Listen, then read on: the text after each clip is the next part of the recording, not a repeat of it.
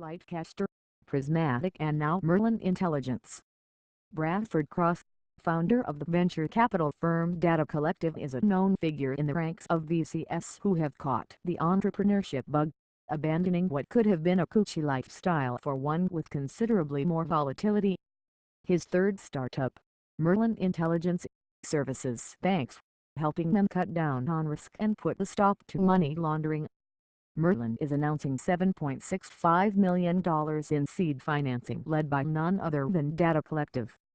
The Merlon Intelligence platform flags and ranks risky transactions for banks. This requires both a top-level prediction model and a robust data extraction and enhancement pipeline. Merlon crawls PDFs and other unstructured text to create a graph of financial and contextual knowledge. The natural language processing system enriches this information and allows separate predictive model to make connections between events and people. That predictive model outputs a rank of suspicious activity that can then be analyzed by a human. Traditional banking analysts can provide feedback and improve the functioning of the entire system. With a pedigree consisting of both finance and machine learning experience, Cross hopes to best legacy players like Oracle and LexisNexis that rely on outdated technology while getting the jump on newer entrants like Palantir that are bogged down by clunky consulting operations. In an interview, Cross explained to me just how big of a problem money laundering is for banks. The smallest of compliance slip UPS can cost banks millions of dollars. Fines across the industry are expected to surpass $20 billion this year.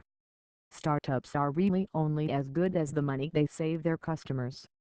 The simultaneously massive and rapidly increasing regulatory burden on banks is a surefire signal that financial institutions are willing to spend significant capital to abate burdensome fines.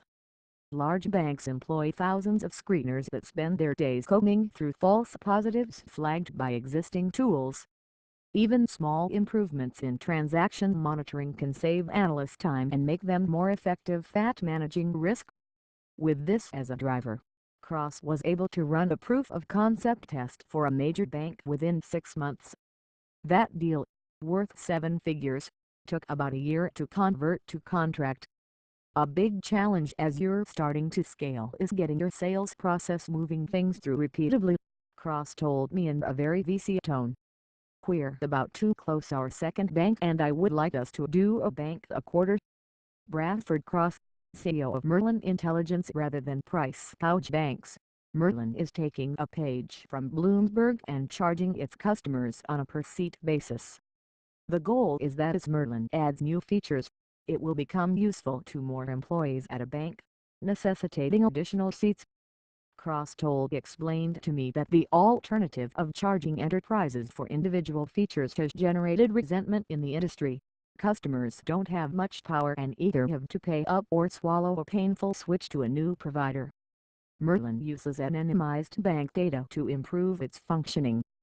Cross says this hasn't been a concern for his initial customers because the startup never actually exports data. Ideally, improved monitoring benefits every bank equally. Moving forward, Cross says he will remain involved in the Data Collective network, helping out where he can. But with a growing startup under his wing, he will have to step back from the investing team to keep his creation on a healthy trajectory. The team was intentional about soliciting investors that could add value in helping the startup lock down enterprise contracts with banks. In addition to Data Collective, Merlon Intelligence also counts Fenway Summer, Nika, and Workbench as investors.